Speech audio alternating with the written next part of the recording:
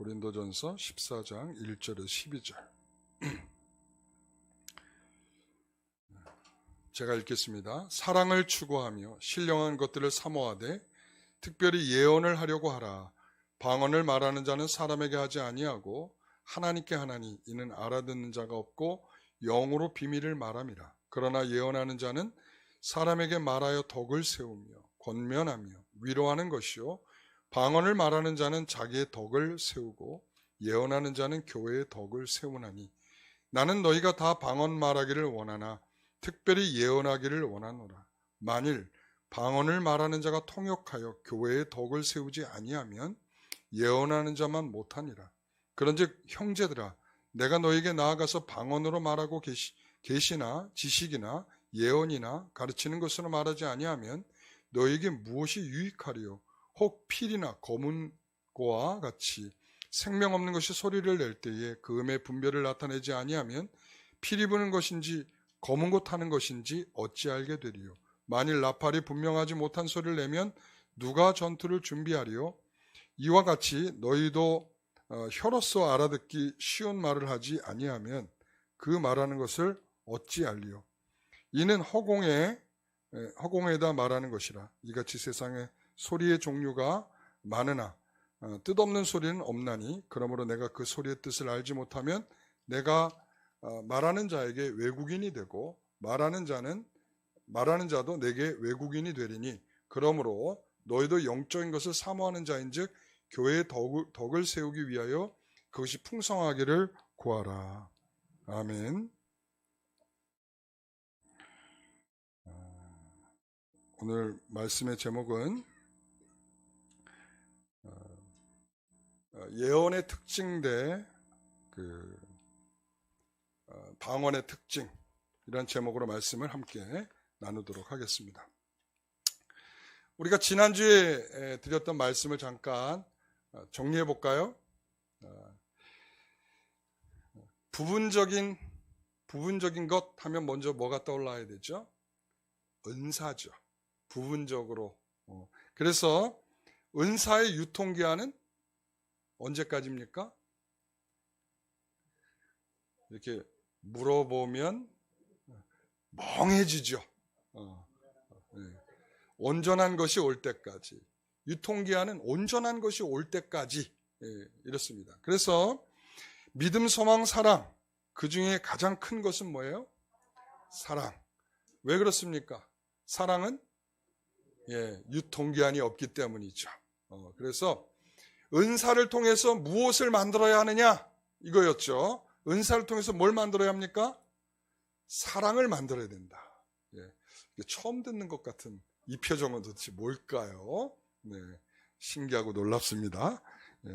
자, 오늘은 은사 중에 자신의 유익을 대표하는 방언, 그리고 교회의 유익을 대표하는 예언이라고 은사 중에서, 자, 14장은 이랬죠. 12장은 무슨 장?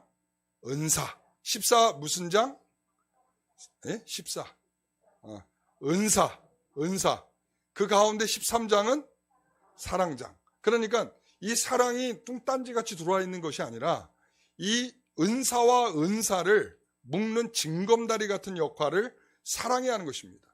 은사가 있는데 사랑이 없다, 거짓이죠. 잘못된 은사죠. 그렇죠? 그렇기 때문에 이 사랑을 만들어내지 못하는 은사는 잘못된 것이다. 우리가 이런 측면에서 이제 이해를 하는 것입니다. 자, 그래서 2절, 3절, 4절의 말씀을 함께 읽어보도록 하겠습니다. 방언을 말하는 자는 사람에게 하지 아니하고 하나님께 하나니 이는 알아듣는 자가 없고 영으로 비밀을 말함이라. 그러나 예언하는 자는 사람에게 말하여 덕을 세우며 권면하며 위로하는 것이요 방언을 말하는 자는 자기의 덕을 세우고 예언하는 자는 교회의 덕을 세우나니. 이랬습니다. 자, 가장 큰 특징이죠. 이 방언은 누구의 덕을 세운다고요? 자기의 덕을 세우고, 그렇죠? 하나님께 하는 것인데 자기의 덕을 세우고, 그 다음에 예언은 교회의 덕을 세우는 것이다. 교회의 덕. 사람에게 덕을 세우고 하나님께 교회에게 덕을 세우는 것이다. 자, 그렇다면 먼저 우리가 예언이 교회에 덕을 세운다는 것이 무엇을 의미하는가? 이것을 함께 살펴보겠습니다. 자, 우리가 예언이라고 하는 말은 우리가 어떻게 사용하죠? 앞날을 내다본다. 그렇죠?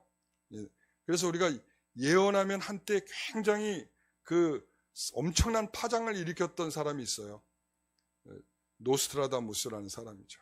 네. 아십니까? 네. 이 세기의 예언자 이래갖고 엄청난 센세이션을 일으킨 적이 있었어요. 이 예언이라고 하는 것은 마치 그렇게 앞날을 내다보는 것, 우리가 이렇게 생각할 수가 있어요. 그래서 우리가 철학이라고 하는 것이 시대를 예측합니다. 그리고 과학이라고 하는 것은 실질적인 우리의 삶을 예측하도록 합니다. 그래서 우리가 철학 그러면은 예전에는 하나님의 절대주의를 갖고 있었어요. 그러니까 절대적인 권위를 인정했고 절대적인 것을 인정했단 말이에요. 그러나 지금은 상대적이야. 그래서 너만 잘났냐? 나도 잘났다. 이게 이제 요즘 시대적인 정신인 거예요. 그러니까 앞으로 어떻게 세상이 흘러갈 것인가? 개인주의가 더 심각하게 팽배해질 것이다. 이게 이제 시대적인 예측이에요. 철학을 통한. 그렇다면 과학에 대한 예측은 뭘까요? 과학하면 요즘에 떠오르는 단어가 있죠. 뭘까요? AI죠. AI. 그래서 우리가 살아가는 모든 부분에 AI가 적용돼 가지고 어떤 부분에서도 이제 거스를 수 없는 그런 일이 돼버리고 말았어요. 그래서 어떻게 예측을 할 수 있냐면 저도 불안해지고 있습니다. 저도 불안해지고 있어요. 왜 그럴까요? 자, 이제 AI한테 이렇게 이야기를 하는 겁니다. 내가 오늘 마음이 심란하다. 위로를 받을 수 있는 설교를 한 편 해줘. 이렇게 되는 거죠. 큰일 났어요. 큰일 났어. 이제 앞으로 이런 측면에서 없어지게 될 직업들이 꽤 많이 있을 것이다 라고 하는 게 지금 이 과학의 예측이에요. 그러니까 앞으로 이런 많은 부분에서 사람들이 하는 몫을 이 AI가 대신해 줄 것이다 라고 하는 게 과학적인 예측이라고요. 자, 그러면 성경에서 말하고 있는 예언은 이런 정도의 예측을 말하는 것인가? 이렇게 우리가 얘기해 볼 수가 있겠죠. 성경에서 말하는 것은 그런 것이 아닙니다. 성경에서 이 예언이 성립을 하려면 중요한 게 있어요. 어떤 일이 됐든지, 그리고 또 우리의 인생이 됐든지, 인류의 역사가 됐든지, 온 우주가 됐든지, 여기에 있어서 우연한 것은 없고, 뭐가 없어요? 우연한 것은 없어. 우연한 것은 없고, 어떤 분의 의지와 계획에 의해서 조종되고 있다는 것이 인정돼야 돼. 그렇지 않고서는 성경의 예언이 받아들여질 수가 없는 것입니다. 아, 그렇구나. 이 성경의 예언은 이렇게 누군가의 의지와 계획, 자, 뭐라고요? 누군가의 의지와 계획을 통해서 우리가 조종되고 있다라고 하는 거예요. 여러분, 그래서 예언은 하나님이 계시다는 것, 그리고 하나님께서 창조하셨다는 것, 그리고 하나님께서 창조하여 이 세상을 섭리하고 있다는 것, 이것을 믿지 못하면 예언이라고 하는 것은 하나도 믿을 수 없는 것이 돼버리고 마는 것입니다. 자, 그러면 이제 실제적인 예를 들도록 해보겠습니다. 출애굽기 3장 11절 말씀, 11절 12절 같이 읽어봅니다. 모세가 하나님께 아뢰되 내가 누구이기에 바로에게 가며 이스라엘 자손을 애굽에서 인도하여 내리이까? 하나님이 이르시되 내가 반드시 너와 함께 있으리라. 내가 그 백성을 애굽에서 인도하여 낸 후에 너희가 이 산에서 하나님을 섬기리니 이것이 내가 너를 보낸 증거니라. 이랬습니다. 자, 여러분, 모세가 하나님께 이 말씀을 들었어요. 이랬을 때 신났겠죠? 신났다. 왜 그래요? 여러분, 신나지 않아요. 어떤 생각이 들었을까요? 제가 누구이길래 거기에 간다고 애굽의 왕이, 그 강대국의 왕이 내가 하는 말 한마디를 들어주겠습니까? 그리고 제가 지금까지 어떻게 살아왔는데요? 제가 40년 동안 목동 노릇하면서 살아왔고 지금 내가 나이가 몇인 줄 아십니까? 80입니다. 내 나이 80에 지금 거기 가서 뭐 군사가 있는 것도 아니고 나 혼자 가갖고 거기서 뭘 어떻게 하라는 것입니까? 내가 말하면 그 사람이 확 그냥 감동이 돼가지고 내 말을 따라서 해줄 것도 아니고 도저히 이것은 불가능한 일입니다. 이런 생각이었겠죠. 여러분, 여기서의 포인트는 우리가 항상 모세를 너무 존중하다 보니까 모세의 위대함에 쏠려 있어요. 그러나 사실은 여기는 모세가 포인트가 아닙니다. 자, 여기서 하나님께서 뭐라고 말씀하고 있어요? 네, 내가 너와 함께 하겠다는 것이고 그리고 너에 대한 이 계획을 세웠다 이 말씀이에요. 어떤 계획? 이스라엘 백성들을 애굽의 손에서 끌어내와서 이 산에 와서 지금 네가 있는 이 산, 호렙산, 신의 산, 이 산에 와서 너희들이 예배할 수 있도록 할 것이다. 그러면 그것이 내가 계획했다라고 하는 증거다 이 말씀을 하고 있는 거예요. 아, 그렇구나. 여러분, 우리는 여기에서 이 대목에 집중하셔야 돼요. 모세가 아니었으면 이 일이 되지 않았을까요? 모세가 아니었다면 이 일이 불가능했을까요? 여러분, 모세가 아니어도 됩니다. 노용훈이어도 됩니다. 예? 여러분이어도 됩니다. 누구여도 됩니다. 모세가 아니어도 된다는 말이에요. 그래서 모세가 아무것도 아니다 이 말하는 것은 아니고요. 여기에서 강조점은 뭐냐? 하나님께서 계획하셨고 하나님께서 이루겠다고 말씀하셨고 그래서 내가 거기다 증거로 이렇게 되겠다라고까지 말씀하셨기 때문에 그 결과까지도 하나님이 어떻게 보고 계시는 거예요? 내다보고 계시는 거죠. 예? 그러므로 여러분 우리가 이 모세가 아니다 할지라도 그 일은 누구나 할 수 있는 일이다 라고 하는 걸 생각하는 것은 뭐냐면 그 모든 일에 조종하고 계획하고 그것을 풀어가시는 분이 누구다? 하나님이시다. 이거예요. 예언이라는 것은 바로 이런 겁니다. 그러니까 하나님께서 어떤 목적이 있는 거야. 이스라엘 백성들을 가나안으로 끌어내는 목적이 있어야 되고요. 그것에 대한 하나님의 계획이 있는 거예요. 그냥 어쩌다 보니까 우연히 된 일이 아니고 하나님께서 어떠한 일에 있어서도 하나님의 계획과 목적에 따라서 움직이게 돼 있다. 여러분 그겁니다. 그래서 우리가 잘 됐다고 해서 자랑할 것이 없고 뭐라고요? 안 됐다고 해서 여러분 콧바트리고 있을 필요도 없다. 왜? 우리는 하나님의 계획 속에 있기 때문이다. 여러분 그게 여러분에게 위로가 되지 않으세요? 여러분 그렇기 때문에 내 처지, 내 상황을 보면 자존감 엄청 떨어져. 내가 저 사람하고 비교되는 내 인생을 들여다보면 와 진짜 내가 이렇게 살아야 되느냐 할 정도로 그만큼 비극적인 인생이 되는 거예요. 그러나 이러한 상황도 하나님께서 내게 어떠한 유익을 위해서 주고 있다라고 생각하면 그것에 대한 큰 위로가 되죠. 자존감 상할 필요 없습니다. 왜? 하나님께서 우리에게 주시는 상황이라고 우리가 생각할 수 있기 때문이죠. 여러분 이게 바로 예언의 특징인 것입니다. 그래서 저는요 가끔 여러분들에게 예언하지 않습니까? 제가 뭐라고 예언합니까? 반드시 죽습니다.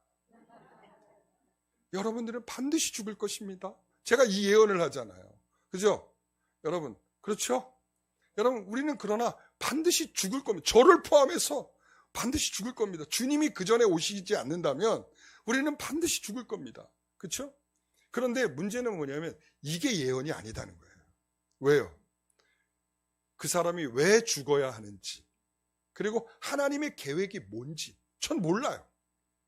그렇기 때문에 이것은 예언이 아니라 그저 그냥 하나의 예측일 뿐이죠. 여러분 그렇습니다. 자, 예언은 하나님의 어떤 목적이 있어야 되고요.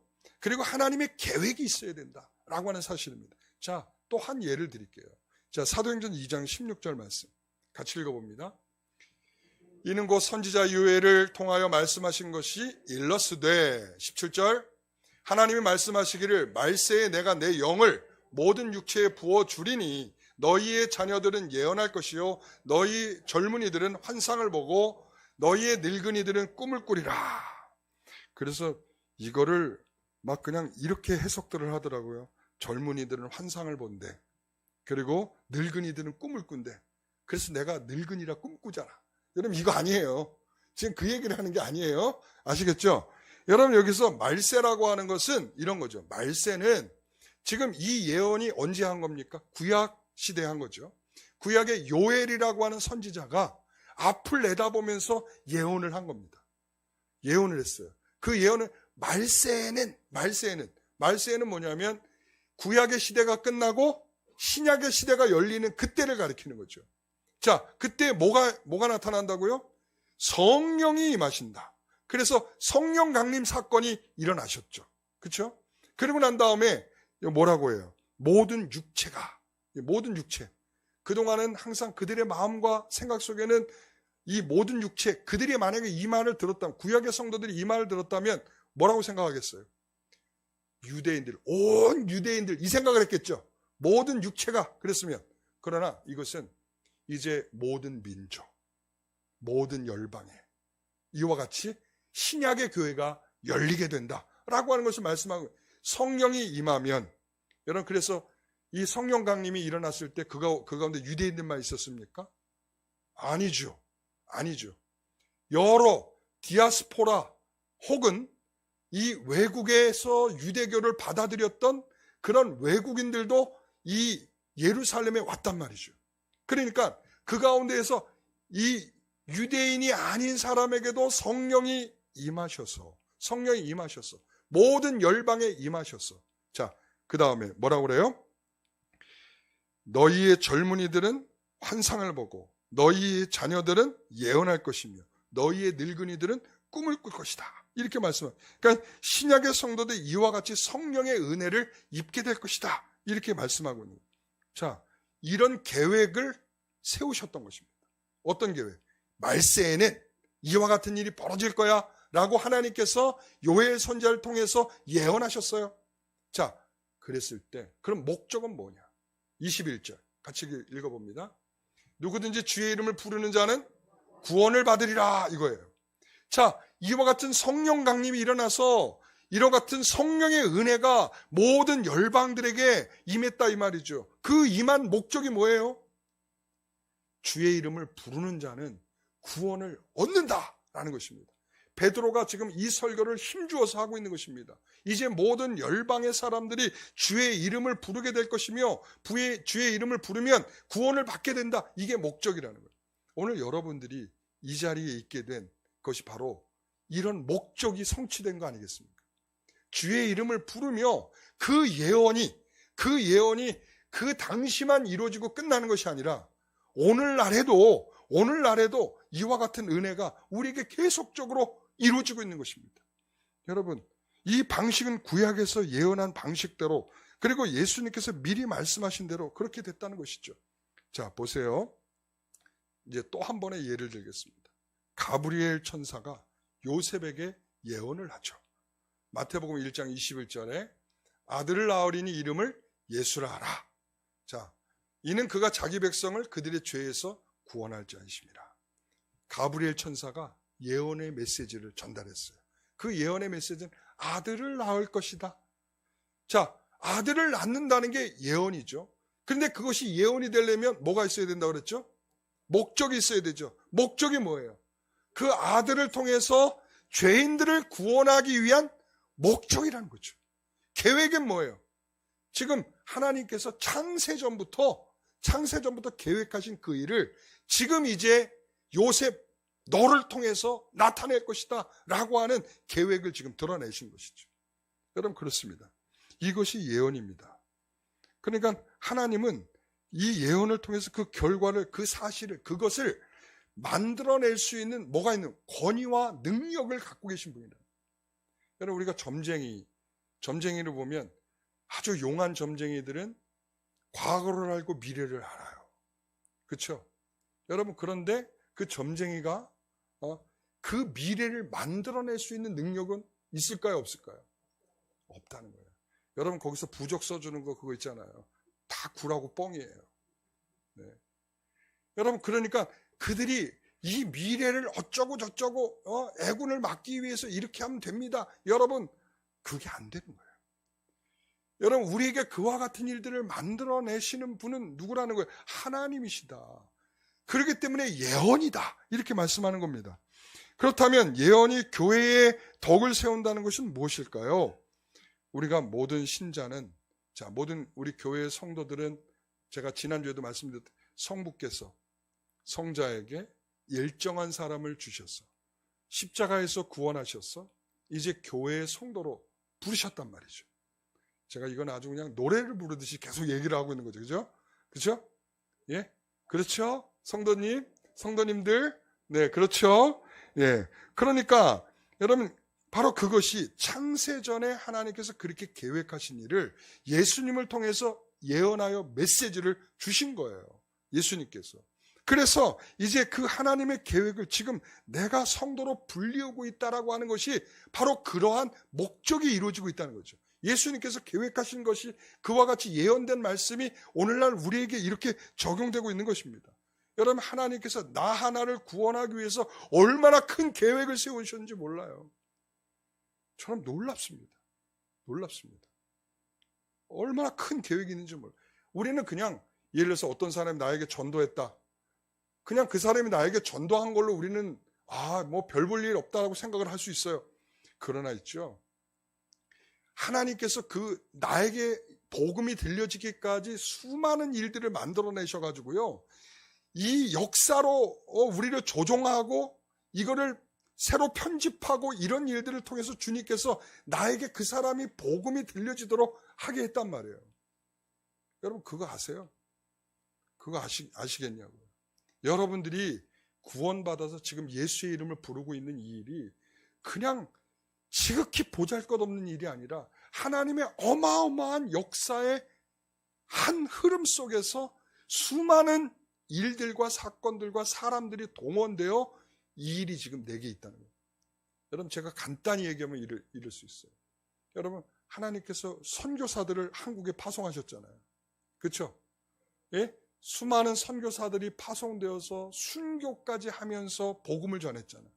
누군가는 그거를 듣고 그 순교의 복음을 듣고 예수를 믿게 되었고 그 믿은 것을 또 증거하게 되고, 여러분, 우리는 그때부터 거슬러 올라가서 지금에 이르기까지의 모든 역사적인 순간들을 우리가 다 해석한다면 우리가 다 해석할 수 없을 지경으로 수많은 사건들이 있었던, 내가 지금 예수를 믿는 것은 간단한 일이 아니에요. 하나님의 어마어마한 그 계획 속에서 내가 지금 예수를 믿고 있고 이 자리에 불리움을 받아 있다는 것을 기억하십시오.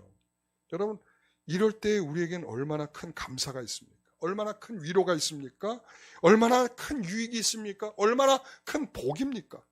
우리는, 교회는 그런 하나님의 계획과 이루시는 그 주의 역사를 드러내는 것입니다.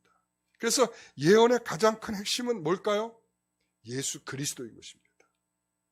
이 예언의 가장 큰 핵심은 예수 그리스도예요.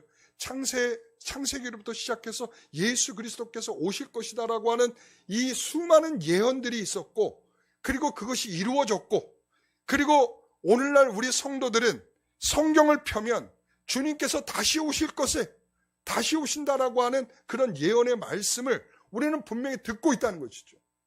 이게 바로 우리에게 주어지고 있는 예언의 말씀이다. 여러분, 그래서 우리가 이런 사람들이 있어요. 나만 알고 너는 모르는 것으로 예언하는 자들이 있어요. 나만 알고 너희는 모르는 것으로 예언한다. 여러분, 이거 굉장히 위험한 것입니다. 여러분, 그래서 신사도 운동을 하는 사람들이 이런 표현을 써요. 너희들에겐 주지 않았어. 나에게만 준 것이야. 왜? 내가 바로 구약의 선지자와 같고 신약의 사도와 같아. 그러니까 너희들이 내게 고개를 숙이면, 와서 내게 고개를 숙이면 내가 너에게 예언해 줄 거야. 성경보다 내 예언이 더 위에 있어. 이렇게 표현한단 말이에요. 여러분, 딱 들어봐도 이단이죠. 네? 그러니까 이 예언을 어떻게 여기느냐가, 우리는 이 예언의 말씀은 예수 그리스도로, 그래서 설교의 가장 핵심과 중심이 뭐냐? 그게 바로 예수 그리스도입니다. 예수 그리스도가 선포되는 이 일이 예언의 말씀이 선포되는 것입니다. 자, 그러면 두 번째, 방언이 하나님께 한다는 것이 무엇입니까? 자, 7절부터 11절까지 말씀을 같이 읽어보겠습니다. 혹 필이나 검은고와 같이 생명 없는 것이 소리를 낼 때에 그 음의 분별을 나타내지 아니하면 피리 부는 것인지 검은고 타는 것인지 어찌 알게 되리요? 만일 나팔이 분명하지 못한 소리를 내면 누가 전투를 준비하리요? 이와 같이 너희도 혀로서 알아듣기 쉬운 말을 하지 아니하면 그 말하는 것을 어찌 알리요? 이는 허공, 잠깐만요, 아직 덜 읽었어요. 허공에다 말하는 것이라. 이같이 세상에 소리의 종류가 많으나 뜻없는 소리는 없나니. 11절, 그러므로 내가 그 소리의 뜻을 알지 못하면 내가 말하는 자에게 외국인이 되고 말하는 자도 내게 외국인이 되리니. 자, 이 긴 내용을 한마디로 줄이면 어떻게 될까요? 방언은 지금 방언에 대한 내용이죠. 방언은 우리가 어떻게 해야 된다 이렇게 말하고 있는 거예요. 방언은 알아듣게 해야 된다. 지금 그 말하고 있는 거예요. 사랑하는 성도 여러분, 방언하시는 분들 있죠? 저도 방언을 하는데 제가 왜 방언을 잘 안 하냐면, 그럼에도 불구하고 왜 안 하냐면 무슨 말인지 도대체 내가 알아듣지를 못해요. 그러니까 성도들에게 유익이 되도록 이 방언을 하면 성도들에게 뭐가 유익이 돼야 되는데 못 알아듣는 사람들이 다고. 그래서 뭐라고 했냐면 방언을 하려면 뭐 하는 자가 있어야 된다? 통역하는 자가 있어야 된다. 그러므로 방언하는 자는 통역하기를 위해서 기도해라. 이렇게 말하고 있어요. 그러니까 만약에 방언을 하는데 통역하는 자가 없고 통역할 줄 모른다면 어떻게 해야 될까요? 혼자 가서 해라. 이렇게 되는 거예요. 혼자 가서 해라. 그러니까 이것이 누구에게도 유익이 되지 않고 하나님께 하는 것이긴 하나 그것이 무슨 말인지 무슨 표현인지 어떤 뜻인지 알 수 없기 때문에 그러하다. 그렇기 때문에 방언에 있어서도 어떻게 하라고? 알아듣도록 해야 된다라는 게 포인트예요. 여러분, 이 오늘날 한국교회 성도들의 정서 중에 가장 큰 정서는 뭐냐면 상당히 감정적이라는 거예요. 그래서 이 감정적이라고 하는 것이 우리가 지적으로 뭔가 말씀을 이해하고 이런 것보다 어느 쪽으로 더 충동이 되냐면 신령한 은사, 기도하면 다 된다. 이런 것 쪽에 더 가까이 있단 말이죠. 우리의 심정이 그래요. 그러니까 기도하면 다 된다. 그래서 장로교회에서도 이 장로교회 같은 경우에는 웨스민스터 신앙고백서들을 반드시 가르쳐야 하고 그리고 이 웨스민스터 신앙고백서를 통해 성경을 더 잘 이해해 가야 되는 그런 방법을 배워야 하는 것이 굉장히 기본이에요. 그러나 여러분 한번 주변의 성도들한테 한번 물어보세요. 너희 웨스민스터 신앙고백서가 뭔지 알아? 장로교회 성도들한테 물어보세요. 배운 적 있어? 없어요. 대체적으로 없다고 말할 거예요. 그러니까 이 간판은 뭘 달고 있어요? 장로교를 달고 있지만 상당한 부분에 뭐냐면 오순절 신앙을 갖고 있단 말이에요. 감정적이고 은사 중심이고 기도하면 다 된다고 하고 이런 내용들로 신앙생활하고 있단 말이죠. 그러니까 우리가 여기에서 방언으로 대표되는 이 은사의 장점이 뭔가 하면 제가 그 말씀 드렸죠. 하나님의 간섭하시는 손길이다. 우리가 천국 가는 성도들에게 천성을 향해 가는 성도들이 이게 이렇게 흔들흔들거리고 어떤 상황을 만나서 위기를 만나서 어려움이 있을 때 하나님께서 붙잡아 주시는 손길이 뭐냐? 그게 은사다. 이렇게 말씀드렸어요. 그러면 이런 장점이 있지만 단점이 있어요. 뭔가 하면 이거죠. 보여주세요. 단점. 자, 단점 뭐냐면 내용이 약해질 위험이 있다. 왜 그런가 하면 우리가 신앙이 감성적이기 때문에 감정적이기 때문에 거기에 집중을 하게 돼 있죠. 여러분 그래서 우리가 간증을 하는 사람들 보면 이렇게 간증들을 하죠. 제가 정말 못난 인생인데 이 못난 인생을 하나님께서 내가 가는데 갑자기 차를 확 뒤집어가지고 말이죠. 차를 확 뒤집어가지고 나를 내가 그렇게 살아가는 것을 반성케 하고 내가 좀 더 하나님의 뜻을 따라서 살아갈 수 있는 사람으로 저를 만드셨어요. 이게 바로 뭐예요? 이게 바로 하나님의 은사의 손길인 거예요. 놀라운 손길이죠. 그러니까 우리가 뭐라고 기도하냐면 이렇게 그것을 체험한 성도들이 계속 무슨 기도를 하냐면 하나님, 우리 남편도 주의를 지키지를 않아요. 그러니까 우리 남편이 주의를 지킬 수 있도록 다리 몽둥이를 확 부러뜨려 주세요. 주일에 자꾸 딴 데를 가요. 다리를 부러뜨려서라도 주일은 꼭 교회에 와야 되는 것인가를 알게 해주세요. 여러분, 이런 신앙이 되는 거예요. 그러니까 물론 하나님께서 그렇게 하실 수 있어요. 다리를 똑 부러뜨려가지고 그렇게 하실 수도 있어요. 그러나 중요한 것은 뭔가 하면 우리가 그런 쪽으로 자꾸 발달되는 신앙이 돼서는 안 된다는 얘기라고. 그러니까 우리의 신앙이 그쪽 감각만 자꾸 발달이 돼요. 여러분, 우리가 자녀들을 위해서, 우리 자녀들을 위해서 기도하잖아요. 이번 우리 이제 겨울 수련을 위해서 우리 아이들을 위해서 기도하고 있잖아요. 그럴 때 우리가 어떤 기도를 합니까? 우리 아이들이 정말 하나님의 강력한 은혜를 통해서 아이들이 변하게 하옵소서. 우리 정말 기대고 바람이죠. 근데 중요한 건 뭐냐면 그 아이들이 변하기 위해서는 그 기도로만 되는 것이 아니고 뭐가 있어야 돼요?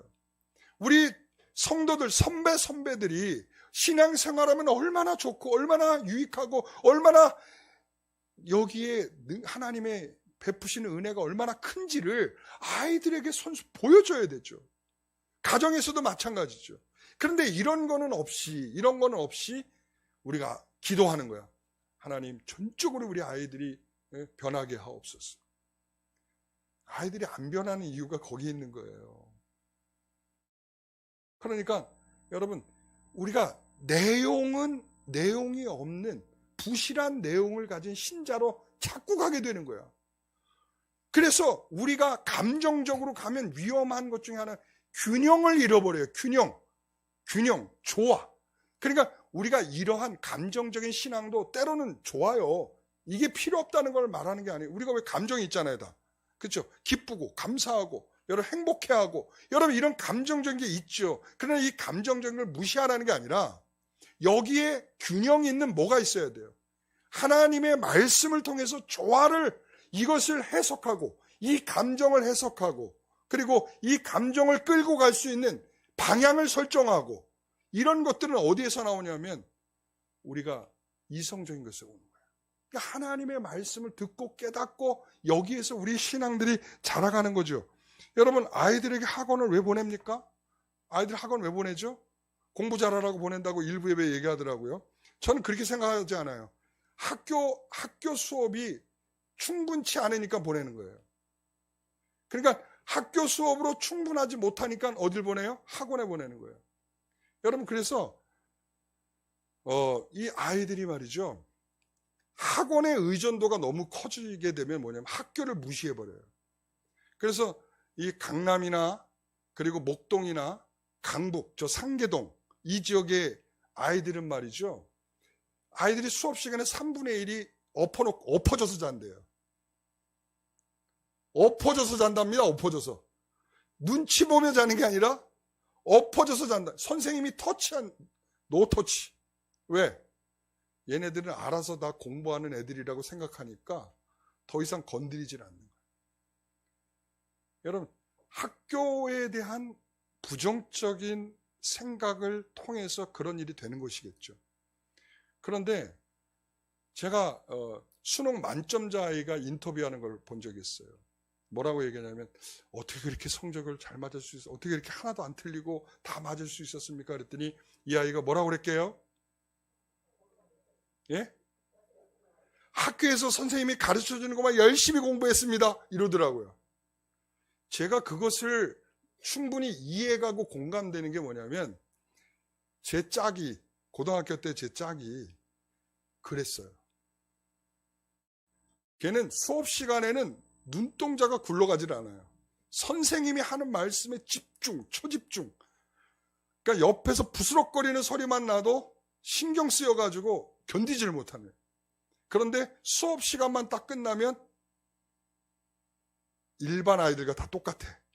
그리고 방과 후에도 뛰어놀고 장난치고 공부도 안 해.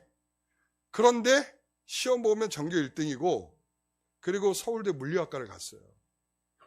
저기 자연과학대 중에서 가장 성적이 높아야 간다라고 하는 물리학과를 갔어요. 그래서 제가 얘는 학원을 간 적도 없고 학원을 한 번도 간 적도 없고 온전히 학교 수업만으로 서울대학을 간 친구예요. 대단하죠. 그러니까는 제가 그 수능 만점 맞은 아이가 하는 말이 이해가 돼요. 그러니까 뭐냐면 학원을 보내는 이유는 학교가 충분치 않다라고 생각을 하고 포기를 해버리고 학원에 의존을 하게 되는, 학원에 의존하는. 여러분, 이게 바로 우리가 방언에 의존하는 것과 똑같다라는 거, 은사에 의존하는 것과 똑같다. 이제 그런 말씀을 드리는 것입니다. 그래서 우리 성도들이 잘하는 방식은 그렇게 잘하는 게 아니라는 거예요. 어떻게 잘하느냐? 자, 골로새서 2장 18절 19절 같이 읽어봅니다. 아무도 꾸며낸 겸손과 천사 숭배를 이유로 너희를 정죄하지 못하게 하라. 그가 본 것에 의지하여 그 육신의 생각을 따라 헛되이 과장하고 머리를 붙들지 아니하는지라. 온몸이 머리로 말미암아 마디와 힘줄로 공급함을 받고 연합하여 하나님이 잘하게 하심으로 잘하느니라. 은사는 순간적으로 우리에게 특별한 은혜를 주실 수 있어요.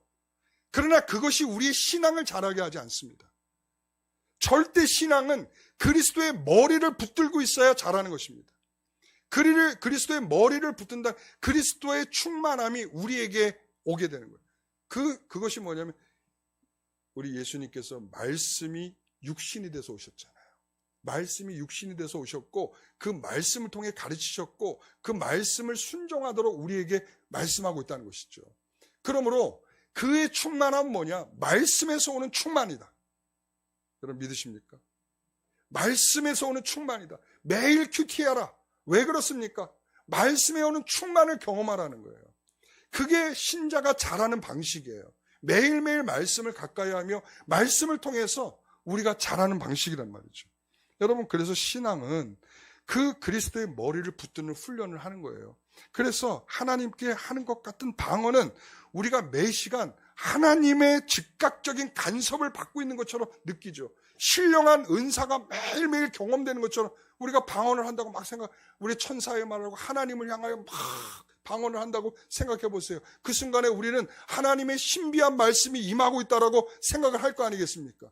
그러니까 다른 방식으로 신앙생활하지 않습니다. 그게 문제라는 거예요.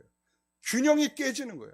여러분, 그래서 신앙은요, 자, 참 및 박연을 해야 되는 거예요. 자, 참 및 박연. 뭐예요, 이게? 그렇죠. 그러니까 모든 일에 참 및 박연을 하면서 우리 신앙이 자라는 거예요. 그러니까 우리가 예를 들어서 나하고 함께 하고 있는 사람 가운데에서 별로 마음에 안 드는 사람이랑 같이 있는 거 오늘날 사람들 안 좋아해요. 안 좋아하죠. 그러니까 어떻게 되냐면 참고 기다려주고 뭐 이런 것들 다 싫단 말이에요. 그러니까 어떻게 돼요? 조금만 갈등이 생겨버리면 제가 아까 말씀드렸죠. 시대적 예견. 다 너만 잘났냐? 나도 잘났다. 그러니까 어떻게 하게 되겠어요? 그러니까 야, 나 이제 오프라인 예배 안 드려. 오프라인이 뭐예요? 이곳에 와서 예배 안 드려. 온라인 예배로 간다. 안녕, 빠이빠이. 이렇게 되는 거예요. 그러니까 조금도 참고 견디며 이해하고 용서하고 이러면서 말씀을 순종해 가면서 우리의 신앙이 자라고 커져가는 것에 대한 이해가 없단 말이죠. 참용기 이지배가 안 되는 거예요. 피차 복종하라 안 되는 겁니다. 피차 복종하라. 여러분, 이 말씀들을 우리가 조금씩 이 말씀들을 실천해 가면서 이것들이 쌓여가면서 신앙이 자라는 거예요. 그래서 이렇게 물어봐야 되는 거예요. 자, 10년보다 20년 신앙생활하는 사람은 신앙이 좋아야 되죠. 20년보다 30년이 더 좋아야 되죠. 40년이 더 좋아야 되죠. 50년이 더 좋아야 되는데 이게 그렇지 못하다는 이유는 뭘까요? 이게 우리가 순간적인 것을 알약 하나 먹고 우리 신앙이 좋아지면 좋겠다 이렇게 생각을 하는 거예요. 우리가 예전에 그렇잖아요. 약장사들이 약 팔 때 그렇게 얘기하잖아요. 이건 먹어봐. 이건 먹어봐. 약. 그러면 만병이 다 나. 막 이러면서 약을 판단 말이에요. 약 파는 거죠. 약 파는 거 진짜. 여러분 이 약 먹는다고 우리 만병이 다 낫습니까? 안 낫죠. 우리가 알약 하나 먹는 방식으로 우리 신앙이 자랍니까? 안 자라죠. 참고 기다리고 바라고 견디는 그런 시간들을 우리가 갖지 아니하면 절대로 우리의 신앙은 자라게 되지 않아요. 그러므로 어떤 것이 유익을 주느냐 이걸 이제 생각을 해야 돼. 그렇기 때문에 방언보다 예언이어야 하는 이유가 뭐냐? 방언은 개인에게 덕을 세우는 것이라, 자기에게 덕을 세우는 것이라면 예언은 교회에게, 사람들에게 덕을 끼치는 것이 되기 때문이다. 사랑하는 성도 여러분, 여기에 집중해야 합니다.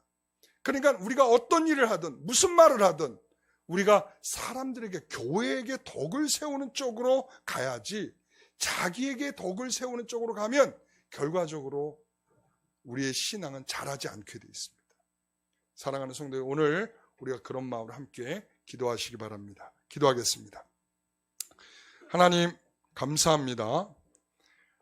하나님께서 우리에게 교회의 덕을 세우도록 세우신 귀한 예언의 말씀들을 우리가 좀 더 깊이 헤아릴 수 있게 해주시고, 이 말씀들이 우리의 삶에 성취될 수 있도록 이 말씀을 지켜내려는 훈련과 노력들이 우리의 삶에 있게 하여 주옵소서. 예수 그리스도께서 우리를 위하여 죽으신 그 놀라운 예언의 성취는 우리에게 더욱 성장하고 성숙해 가기를 바라고 계십니다. 우리가 이것에 충족될 수 있는 그런 참된 신앙이 되게 하여 주옵소서. 예수님의 이름으로 기도드리옵나이다.